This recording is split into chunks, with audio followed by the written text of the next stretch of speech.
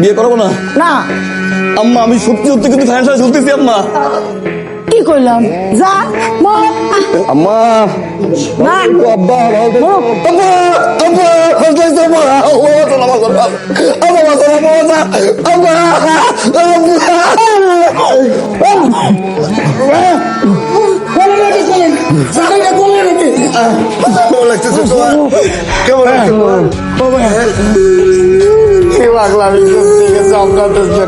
করো আরো জিদ করো, ছেলের বাইরে হলো। আচ্ছা তোমার কাছে কি জিদ বড় না ছেলে বড়? আসসালামু আলাইকুম আঙ্কেল। ওয়ালাইকুম আসসালাম, কেমন আছে মা? আলহামদুলিল্লাহ ভালো আছি। জারিফ বলেছিল আপনার কথা, আসেন। বাবা আছেন তোমার? বাবা তো এখন নেই, বাবা অফিসে গেছে। আমি মাকে ডেকে নিয়ে আসছি। অবশ্যই। ঠিক আছে, আপনি বসেন, আমি আসছি। মা মা মা দেখো। আসসালামু আলাইকুম। আঙ্কেল চা খাবেন না কফি খাবেন? না আমি চা কফি কিছু খাবো। এখানে ব্যাংকে কার্ড আছে, ইচ্ছা মতো খরচ কর, যত খুশি নে নে, সব তোর তোর তোর সব তোর। না তা নিলাম আব্বা, তাতে সমস্যা নাই, কিন্তু কি এমন হয়েছে আব্বা যে আপনি পপ কার্ড দিয়ে দিলেন আমার খরচ করার জন্য? কিছু হয়েছে আব্বা? তুই যে মেয়েটার দেখছিস পছন্দ করিস সেই মেয়েটাকে আমি চাই। কি আব্বা, আপনি কি মানুষ? আপনি বাবু, আপনি টাকা দিতেছেন আমার গার্লফ্রেন্ড নেওয়ার জন্য? আব্বা আমার আব্বা, আমি আমার এখনই বলতেছি আপনি কি ধরনের ক্যারেক্টার লেস আব্বা? বাবা রে, বয় বয় বয়, শোন ওই মেয়েকে আমার পুত্র বধূ হিসাবে চাই। বুঝি নেই, কিন্তু কি হয়েছে আব্বা? আপনি এত টাকা দিচ্ছেন, কিছু হয়েছে আব্বা?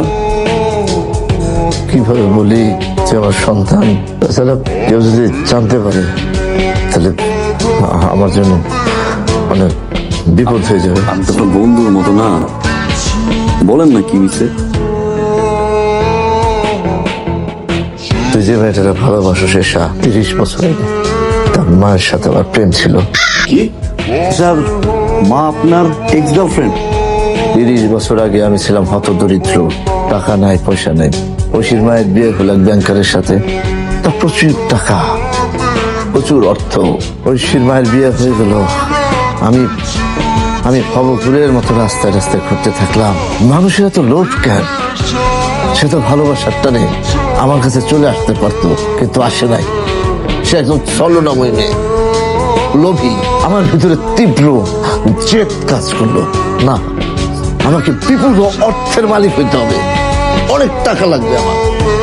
আমি তখন থেকে কাজে ঝাঁপিয়ে পড়লাম, আমার টাকা হলো।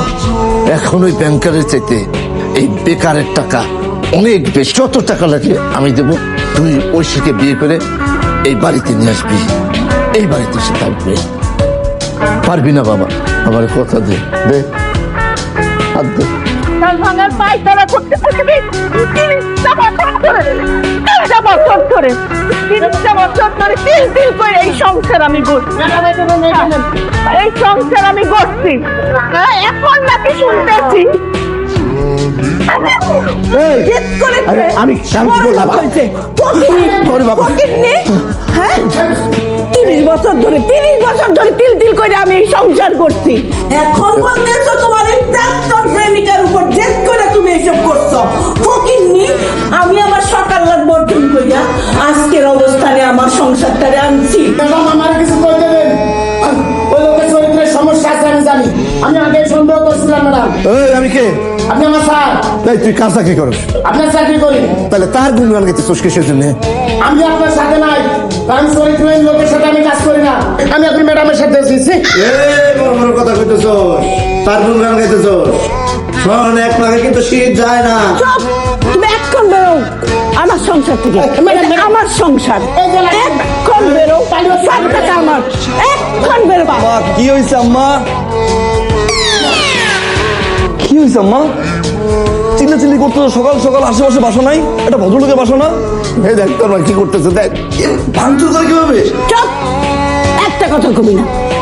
বাপ পুতে মিলা আমার সংসার ভাঙার ষড়যন্ত্র করতেছিস, হ্যাঁ? আমি জানি না। এই ওই মেয়ের সাথে বিয়েতে রাজি করাইছে তোর বাপের কে? কে? আমি হ্যাঁ, তুমি- কিন্তু তুই তো আমারে বলিস নাই যে ওই মাইয়ার মা তোর বাপের এক্স। ইশারা মিশারা বন্ধ। আমি কিন্তু লাঠি দিয়া এক্ষুনি বাড়ি থেকে বের করে দেবো। একদম কথা বলবি না। আমি এই চুপ, এই বিয়েতে আমি রাজি না। আমি রাজি ছিলাম কিন্তু এখন আমি রাজি না। আমি রাজি। তুমি রাজি? ফকিন্নি, তুমি তো এই বাড়িতেই থাকতে পারবা না। আম্মা আম্মা শোনো আম্মা আম্মা আম্মা আচ্ছা ওই মাইয়ের মা আব্বার এক্স মানলাম, ওই মেয়ে তো আমার এক্স না, ও তো আমার প্রেজেন্ট। হ্যাঁ ঠিকই তো। না না না না না, তোর বাপের এক্সের মেয়ে আমি তোরে বিয়ে করাবো না। তোরে আমি ভালো- মাংসর বিয়ে না আবার ও নাই আম্মা, আমি আম্মা রাজি হন আম্মা। এইটাই ওর দোষ, তোর বাপের এক্সের মাইয়া। বিয়ে দিও না, না বিয়ে দিবে না। না, মরে গেলেও না, আমি আমার সংসার ভাঙবো না। ঠিক আছে আমি বিয়ে করবো। এই তো লক্ষ্মী ছেলে আমার, দেখছো দেখছো আমার ছেলের কথা শুনছো? এই তো আমি নিজের হাতে মানুষ করছি আমার পোলারে, মানুষের মতো মানুষের কথা। বিয়ে করবে না আমার ছেলে। কিন্তু আম্মা আমি আব্বার মতো না যে গার্লফ্রেন্ড রে বাদ দিয়ে সে আরেকজনের বিয়ে করছে। আমি যারে ভালোবাসছি আমি তারই বিয়ে করবো, যদি বিয়ে করতে না পারি আমি আত্মহত্যা করবো। যা তুই আত্মহত্যা কর, কর যা, তুই আত্মহত্যা কর। তাও আমি এই মেয়ের বিয়ে করাবো না। করবি না, করবি না। চুপ। বিয়ে করবো না না, আম্মা, আমি সত্যি সত্যি কিন্তু ফ্যান শুনতেছি আম্মা। কি কইলাম? যা মর। আম্মা না, আব্বা আব্বা আব্বা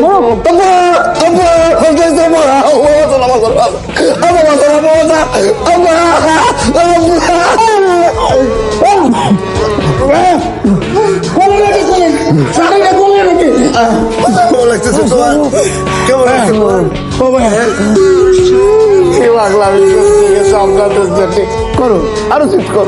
ছেলের বাইরে হলো। আচ্ছা তোমার কাছে কি জিত বড় না ছেলে বড়? ম্যাডাম আপনি রাজি হয়ে যান।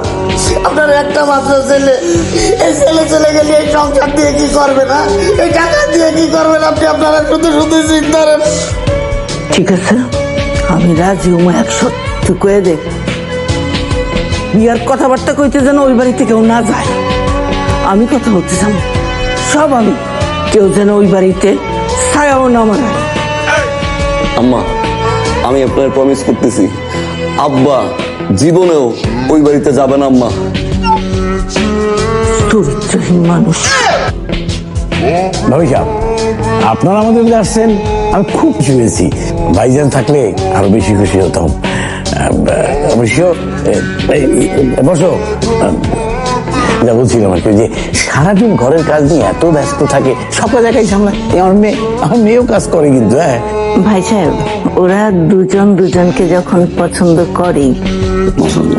বসো, মানে ওনাদের সাথে একটু কথাবার্তা বলো। আমি খুব তাড়াতাড়ি একটা ভালো দিনক্ষণ দেখে বিয়ের ডেটটা পাকাপাকি করে ফেলতে চাই। আপনি কি বলেন? আরে আমি আর কি বলবো, আপনি যা করবেন তাতেই আমার সম্মতি আছে। ঠিক আছে, তাহলে আমরা আসি আজকে। কিছু তো নিলেন না? না না, সেটা না হয় আরেকদিন করা যাবে। এই তাই গেলে এদিকে এসো, মেহমান তো চলে যাচ্ছে। ওনাকে আর বিরক্ত করবেন না, উনি আপনি ব্যস্ত থাকেন। চল জারিফ। মা একটু আগাই দিয়েছি ব্যবসা। জারিফ, একটার পর একটা প্রবলেম লেগেই আছে। প্রথমে বাবা রাজি ছিল না, মা রাজি করো। এখন বাবা রাজি, মা রাজি না। আমাদের মেয়ে না একেবারে রাজকপাল।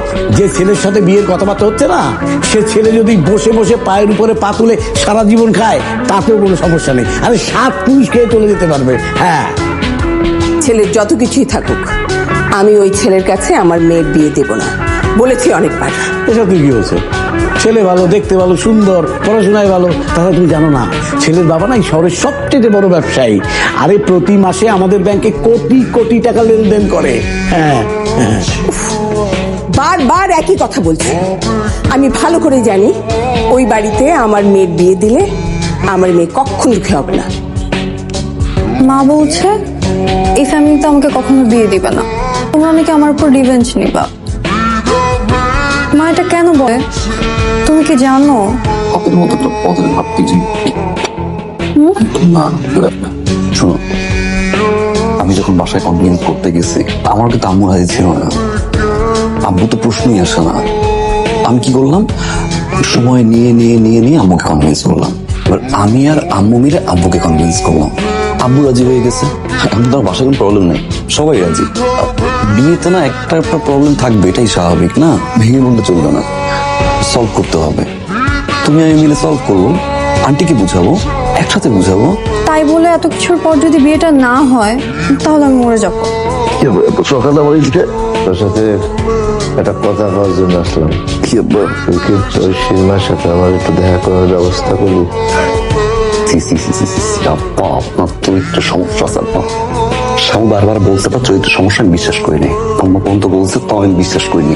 আপনার লজ্জা করে না? বিয়ে ঠিক হয়েছে, সবকিছু ঠিকঠাক, আম্মা এতবার মানা করছে যে আপনি যাইতে পারবেন না, আর আপনি এখন আসছেন আমার সাথে তার সাথে দেখা করার জন্য। 30 বছর প্রেম যাই আপনার। চুপ! একদম বেশি কথা কবি না, না জেনে না বুঝা কোনো কথা কবি না। আমি ওই সিনেমার সাথে দেখা করতে চাই তোর জন্যে। আমার জন্য কি হবে?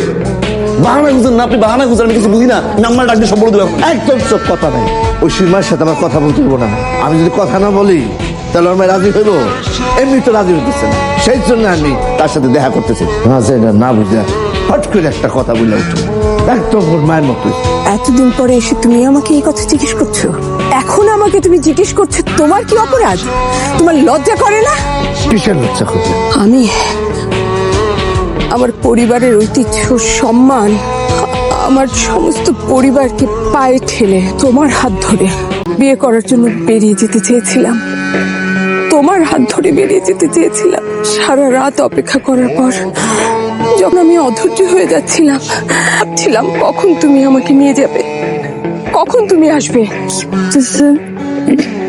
ওই যে কনভিন্স করতেছে আমাদের বিয়েটা কিভাবে হবে, আমরা কিভাবে সংসার করব, হানিমুন কোথায় করব, কোন দেশে ওয়েদার ভালো, বাচ্চা কাচ্চা কেমন কয়জন হবে, মানে এইসব এইগুলো কেন বলবে? আমাদের বিয়েতে রাজি করানোর কথা, বিয়েতে রাজি করাতে তো। সে কনভিন্সই তো করাচ্ছে না। একটু ওয়েট করো, তুমি আসতো আমার টেনশন, আমি আসে আমার টেনশন। কোন সময় আমার ফোন দেয়, আমাদের ফোন দেয়, একবারই জানতে পারেন এই কাজ করছি। আল্লাহ পারবে পারবে পারবে, আমার বাবা পারবে, আমার বাবা পারবে, আমার বাবা পারার মতো মানুষ। একবার যদি আমি করছি সব্য, একবার যদি তো কথা সব্য, বুঝো তুমি আপনার। মামা সেই সময় এসে বলল তুমি তাকে পাঠিয়েছো এইটা বলে যে তুমি আমাকে পালিয়ে বিয়ে করতে পারবে না। মনে নেই তোমার? হ্যাঁ, তুমি বলে পাঠাওনি মামাকে? একদম ফালতু কথা বলবো, একদম না। কে মামা? এখন তুমি মামাকে চেনো না? না, তুমি মামাকে চেনো না? আমি তোমার মামাকে চিনি না, বরং আমি কমলাপুর স্টেশনে সারা রাত দাঁড়াইছিলাম। আমি অপেক্ষা করতেছিলাম যে না তুমি আসবে। আমার বিশ্বাস ছিল যে তুমি আসবা, যত বাধাই থাকুক, যত কষ্ট হোক, তুমি আসবা। ভোর পর্যন্ত আমি ওখানে দাঁড়াইছিলাম, তুমি আসো নাই। হ্যাঁ, টাকা, অর্থ, বৈভব। তার মানে আমার মামা, আমার নিজের মামা। আমি বুঝতে পারছি তোমার মামা এই ঘটনাগুলি ঘটাইছে। আমরা যাতে দুইজন একসাথে না থাকতে পারি, সংসার না করতে পারি, সেই জন্যে তোমার মামা এই ঘটনা ঘটেছে। আমার কাছে সব ক্লিয়ার, পানির মতন ক্লিয়ার। অথচ এই মামাকে বিশ্বাস করে, এই মামার কথাকে বিশ্বাস করে আমি তোমাকে এতগুলো বছর অবিশ্বাসী ভেবে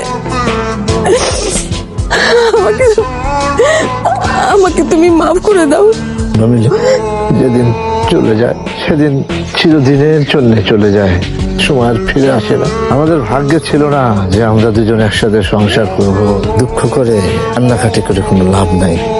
যে সময় চলে যাওয়া সেটা তো চলেই গেছে, সেটা তো আর ফেরত আসবে না। তাই আমি তোমার কাছে একটা অনুরোধ করি, আমি সারা জীবন যে কষ্ট বহন করতেছি, আমি চাই না আমাদের সন্তানেরা সেই কষ্ট বহন করুক। তাই আমি চাই তোমার মেয়ের সাথে আমার ছেলের বিয়ে হোক। আমি এই বিয়েতে সম্মতি জানাইতেছি, তুমি রাজি হয়ে যাও। ইয়েস, রাজি হইছে।